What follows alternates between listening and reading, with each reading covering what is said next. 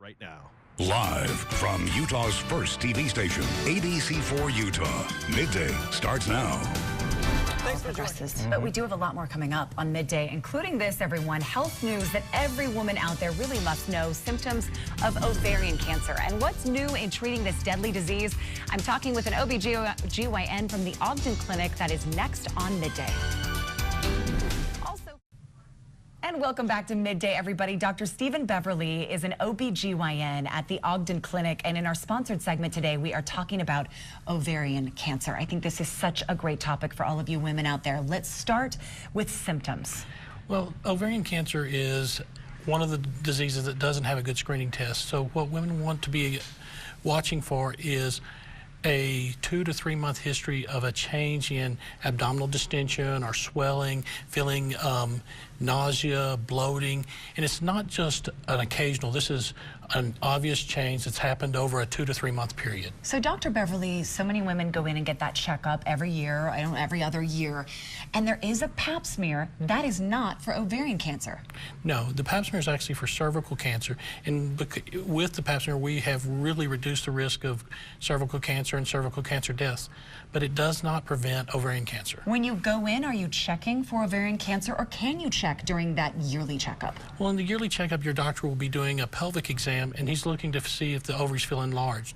But that's a late finding. Right now, we do not have a good screening test for ovarian cancer. Now, I remember Dr. Oz talking about something called CA-125 several years ago. Is that a screening? Is that effective? We've tried to use it as a screening. We found that it's not a good screening test because it only picks up about 80% of ovarian cancers.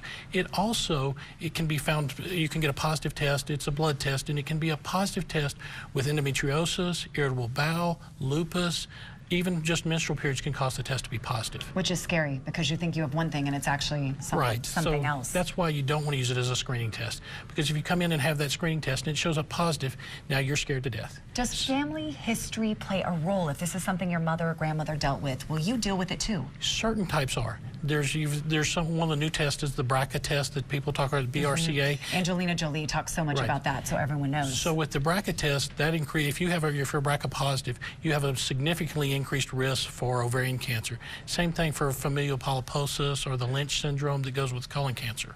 So certain types do, but it's not just ovarian cancer. Some of these syndromes do increase your risk for ovarian cancer. What is the survival rate if you are diagnosed with ovarian cancer? It depends. If you're diagnosed in stage 1, a 90% survival rate. The problem is only about 20% of people are diagnosed in stage 1. Because you don't know. You don't know, and there's not a good screening test. So what is new? What is out there on the horizon that hopefully we can look forward to for better screening and better help? Well, the newest thing is not actually a screening, but we found that some of these ovarian cancers are actually tubal cancers that are spreading to the ovary.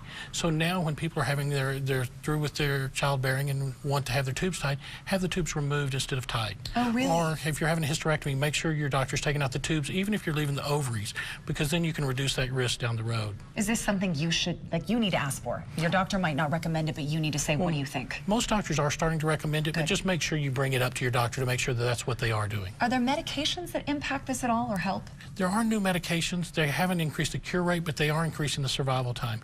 Back 17 years ago, when my mother-in-law passed away from ovarian cancer, there was about a 15% 5-year survival. We're even on stage 3 and 4. Now we're up to just about a 30 to 40% survival rate at 5 years. This is unfortunately something you know too much about personally even. The Ogden Clinic has such great people there. If you have any questions, please go to our website and we will link you to their website.